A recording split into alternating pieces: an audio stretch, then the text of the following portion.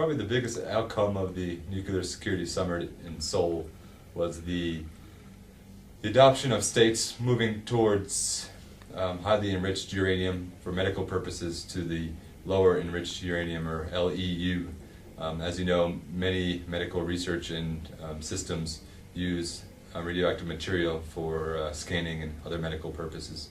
So the U.S., together with other countries like Belgium and Netherlands, have agreed to now ship and use LEU medical isotopes instead of the highly enriched uranium, which could obviously have nuclear security risks associated with it because of the highly radioactive material it uses. This has various implications for Africa. Number one is South Africa in late 2010 began the first country to ship LEU medical uranium to the United States to be used in various hospitals and medical facilities there. This is the first of its kind. They use what is known as Mo-99. It's a special material to use for radiological scans. There's various other countries throughout Africa that possess uranium or have uranium mines, including South Africa, but others include Namibia, the DRC. Some of you might remember that the uranium used to drop the bombs on Hiroshima and Nagasaki actually originated what was present day, what was Zaire, or present day the Democratic Republic of the Congo. But more importantly, a lot of countries will begin to expand their nuclear power, looking towards nuclear power for their future security and also electricity needs. South Africa currently hosts the only nuclear power plant on the continent in Coburg outside of Cape Town.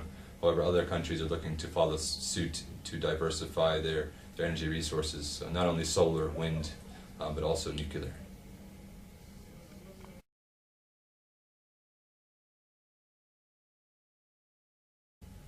The nuclear safety and security threats to Africa are numerous and various.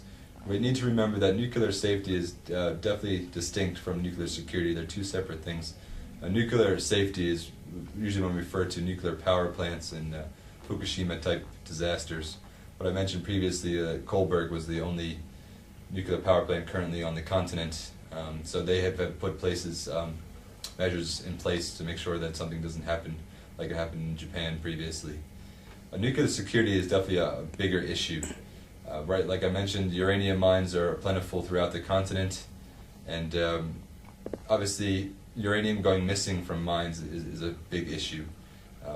It's an issue in the fact that you can detonate a dirty bomb. For example, if a terrorist organization gets control or obtains a large chunk of uranium, they'd be able to mix it with your typical explosives, your TNT, and could detonate that off into a city. Now, the dirty bomb is really, let's just say the impact of a dirty bomb wouldn't be that significant from a radiological aspect. There would be some fallout, but the biggest security concern is in the future when we're talking about research reactors and the highly enriched uranium. Once the uranium is already highly enriched, it becomes quite a simple process in order to make a bomb. And we saw that with the AQ Khan network in Pakistan and various other countries. And several African countries have developed research reactors already. The most notable case is in the Congo in 1997, where eight rods went missing from a research reactor that was highly enriched uranium. One was recovered, the other 7 are still missing. So if something happens like that in other African countries, that is probably the biggest concern, if they're able to actually develop a proper nuclear weapon as you and I know it today.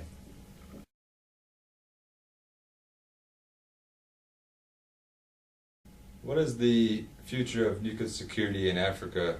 It's a very good question. There have been various regional bodies set up to address the issue, not only about nuclear safety, but also nuclear security. People who are taking a lead on this is the African Union and various others in the regional initiatives. But a big part about this, or who's seen at the forefront of these issues, is the IAEA. Obviously, they're the leader internationally. But they've been taking certain initiatives and certain steps to help the African continent and help set up bilateral treaties and also internal procedures and policies to deal with nuclear-related issues in various countries. South Africa itself, being the only country to obviously obtain, detonate, and dismantle its own nuclear program, holds this sort of moral high standing compared to other African countries. But funny enough, at the 2012 Nuclear Security Summit, various countries saw Nigeria as one country that was sort of leading the way, or having the biggest voice from Africa. Nigeria is another country in Africa that's looking to also expand nuclear research reactors, but also for future use of nuclear energy to supply its growing electricity demand in places like Lagos. Kenya also recently announced that it's looking perhaps to nuclear as another alternative for energy. South Africa will continue obviously to have a role in nuclear safety and security.